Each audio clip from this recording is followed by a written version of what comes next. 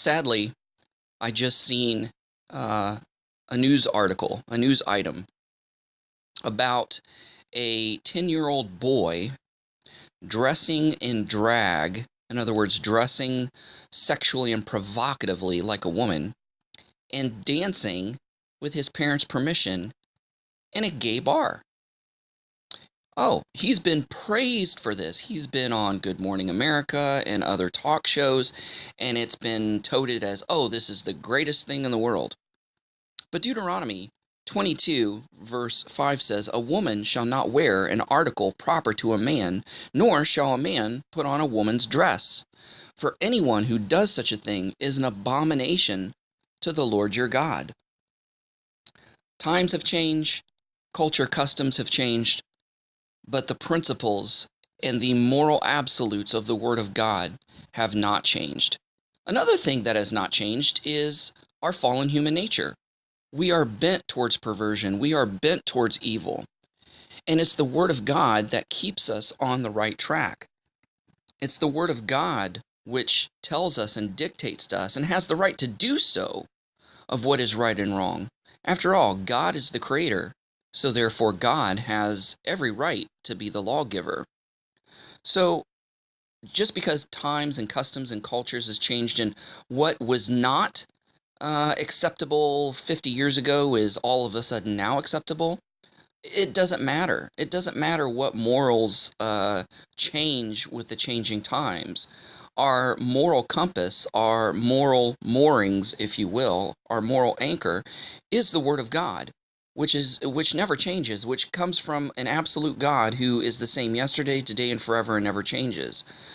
So therefore, we have an obligation as believers to stand up against such things, such as this in our society. Do so in a firm but yet loving way. Also, I would just kind of like to point out, if you dig into the nuts and bolts of this, this is not going off on a tangent regarding women wearing blue jeans.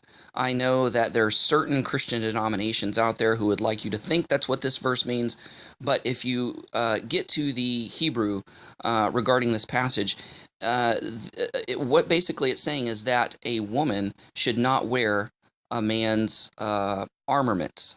In other words, they're not to dress in military clothing and pose themselves as a man in the military. And then, a man is not to wear a woman's garments, not to look like a woman or dress in drag or dress like a woman, because back then there was a lot of pagan cult temple prostitution going on where men would look like women, and a lot of the gods were androgynous or very sexually fluid, and you would imitate your gods in having sex with these temple prostitutes, whether male or female, whether they dressed like a man or dressed like a woman. In essence, that was a way of communing and having relationships and fellowships with these gods through these temple cult prostitute priests and priestesses.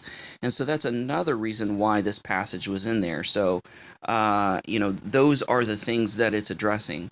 So as believers in Messiah Yeshua, and as believers in the one true God, and keepers and followers of the Word of God, we're to stand against this as it's becoming more prominent in our society, and the issue is being forced.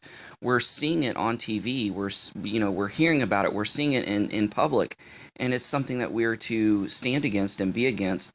Again, not in an angry, militant, belligerent way or fanatical, radical way, but we are to just be lovingly firm, saying, no, this is not right, and show people the truth in the right way in love.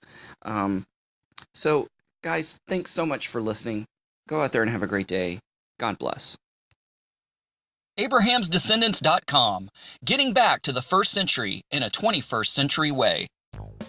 Thanks for watching. Don't forget to press the like button as well as the subscribe button if you haven't done so already, and the notification bell that'll let you know every time I make a new video. And don't forget to share this with a friend. Also, visit our website at Abraham'sDescendants.com. Thanks. Shalom. Thanks for watching. Stay connected by subscribing to our other social media accounts and visiting our website at Abraham'sDescendants.com.